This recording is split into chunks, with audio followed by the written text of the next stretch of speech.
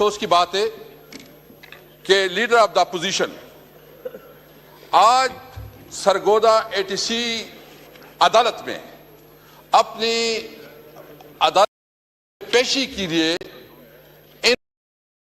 इनको अदालत के सामने रोका गया और 4 और भी एमएनएस हैं उसके साथ। सुबह 7 साढ़े 7 बजे उमर अयूब साहब अपने 4 एमएनएस के साथ उधर मौजूद थी।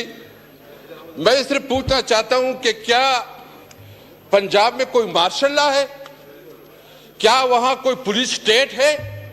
क्या कोई कानून और आईन है? मैं पूछना चाहता हूं जनाब स्पीकर, कल जो हमारे कन्वेंशन हुए हैं, क्या कोई वो गैर कानूनी कन्वेंशन थे?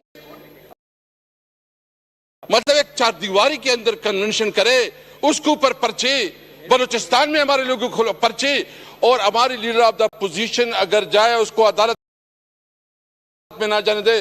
स्पीकर साहब, मैं आपकी अटेंशन चाहता हूं।